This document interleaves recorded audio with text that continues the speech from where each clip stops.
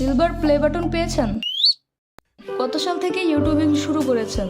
আচ্ছা, চ্যানেল খুলি 2019-এর মে মাসে, প্রথম নিজের ভিডিও দিই 2020-এর মার্চে, আর প্রথম নিজের আর্ট করা অ্যানিমেশন ভিডিও আপলোড করি 2020-এর ডিসেম্বরে, মানে শেষের দিকে।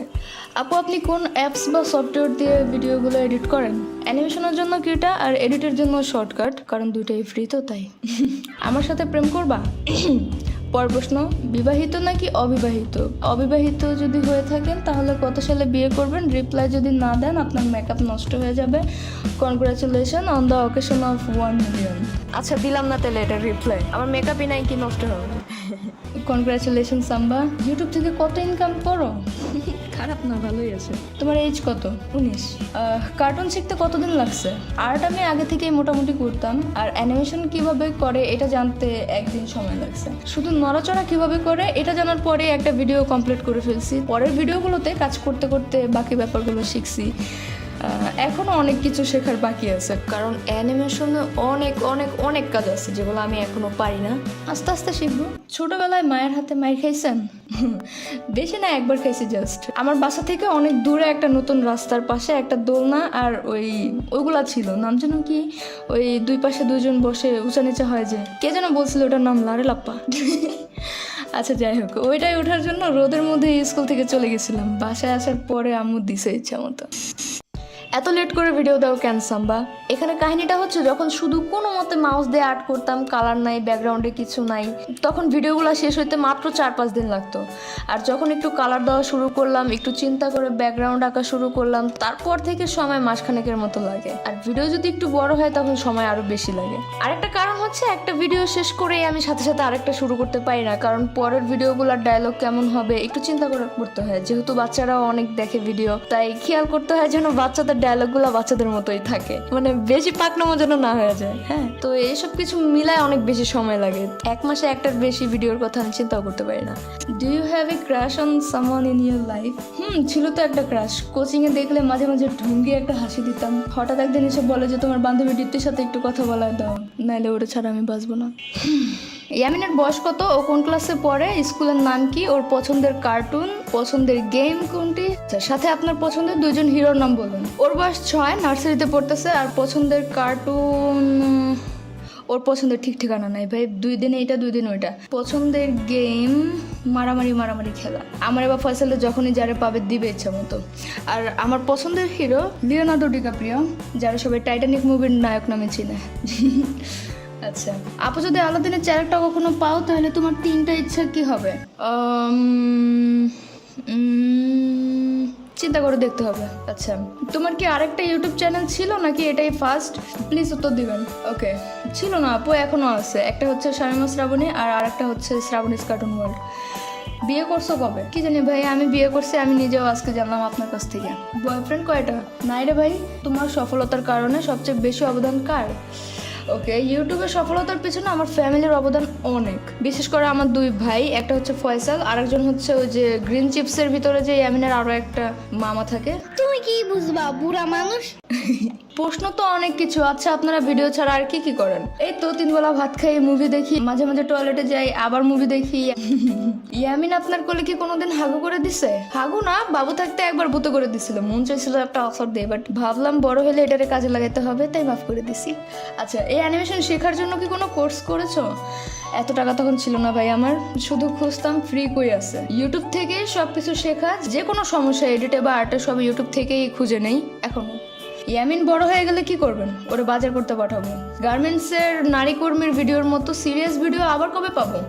ফানি ভিডিওর পাশাপাশি এমন ভিডিও করার চিন্তা করতেছি, দেখা যাক সামনে।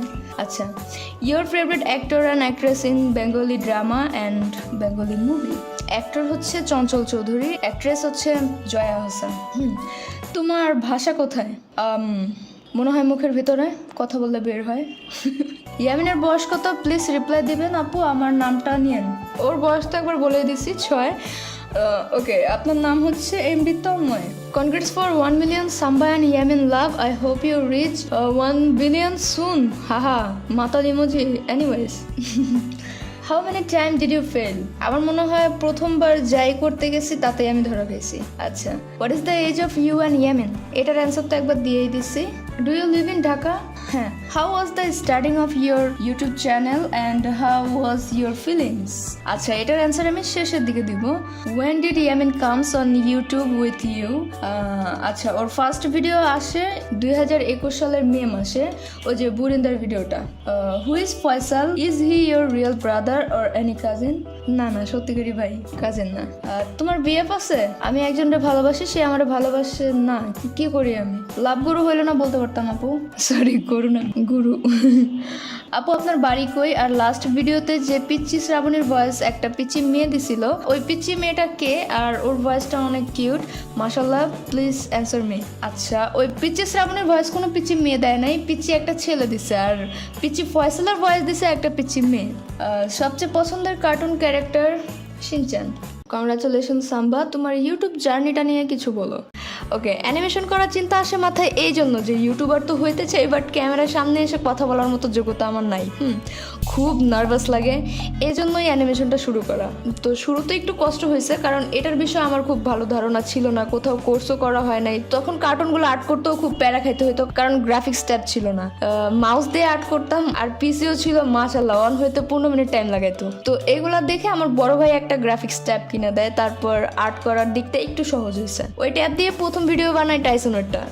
এই যে এটা ছিল আমার প্রথম পিসি, একটাকে কোনো সময় সারা দিত না, সারাদিন আমার থেকে আমার পিসি বেশি জিমতো। আর তখন আমার বাসাও ছিল একদম মেন রোডের সাথে, হ্যাঁ, তো এত শব্দ ছিল আশেপাশে, তাই ফোন নিয়ে টেবিলের নিচে বসে ভয়েস রেকর্ড করতাম। শুরুর দিকের কাহিনীগুলা হ্যাপি ছিল। আবার ইউটিউব বা পেজে কিছু হইলে তখনও আবার টেনশনে পড়ে যেতাম। আর কারোর সাথে কথা বলা যে এগুলো ঠিক করে নিব, তো এরকম কোনো ইউটিউবারের সাথে আমার কানেকশনও ছিল না। আর জানা কথা, তখন ছোট পেজ, আমার কাউরে নক করলে রিপ্লাইও পাবো না। তো সবকিছু ইউটিউবের টিউটোরিয়াল দেখে দেখেই আর কি আস্তে আস্তে করা। আর শুরুর দিকে যখন আমার পেজ আস্তে আস্তে গ্রো করতেছে, তখন অনেক মানুষই বলতো, আরে একটা ভিডিও হিট হয়েছে দেখা কিছুদিন পরে এগুলো হারায় যাবে, কি জাপা আর্ট করে মাথা মোটারাই দেখে এইসব ভিডিও, বাঙালির রুচি ভালো নয়, এইটা সেটা। এমনকি আমার এফবিতে যখন মামাবাড়ির ভিডিওটা প্রথম মিলিয়ন ভিউ হয়, তখন একজন একটা কমেন্ট করছিল যে আপনার এই চ্যানেলটা 3 লাখ সাবস্ক্রাইবারের উপর যাবে না। তো যাই হোক, এমন সব কমেন্টের পরেও আপনাদের ভালো কমেন্টগুলোর কারণে কাজ চালা যাওয়ার ইচ্ছাটা শেষ হয়ে যায় নাই, আর এই পর্যন্ত এসে পড়ছি।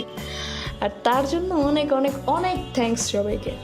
আরেকটা রিকোয়েস্ট করব, যারা ধরেন এখন নতুন কিছু শুরু করতে চাচ্ছে, তাদের এমন ধরনের কমেন্ট না করলে ভালো হয়, কারণ এসব নেগেটিভ কথাগুলোর এফেক্ট অনেক বেশি পড়ে মনে। হ্যাঁ, কথার অনেক পাওয়ার আছে। তো দেখা যায় একজনের একটা নেগেটিভ কথার কারণে অনেক কিছু চেঞ্জ হয়ে যেতে পারে, অনেক খারাপ কিছু হতে পারে, আবার ভালো একটা কথার জন্য অনেক ভালো কিছু হতে পারে। নতুন কেউ কিছু শুরু করতে গেলে একদম শুরুতেই তো সেরা কিছু করে ফেলতে পারবে না, সময় লাগে। তো আমার মনে হয় ভুলগুলো এমনভাবে বলা উচিত যেন সে বুঝে যে তার কি চেঞ্জ করতে হবে, কি চেঞ্জ করলে ভালো হবে। এমনভাবে বলবেন না যেন সে কাজের উপর থেকে যেন মনে উঠে যায় আর চিন্তা করে যে এটা আমার দিয়ে হবেই না, এটা আমি কখনো করতেই পারবো না। হ্যাঁ, এই তো এটুকুই। আর আবারও সবাইকে অনেক থ্যাঙ্কস ওই শুরু থেকে এই পর্যন্ত সাথে থাকার জন্য।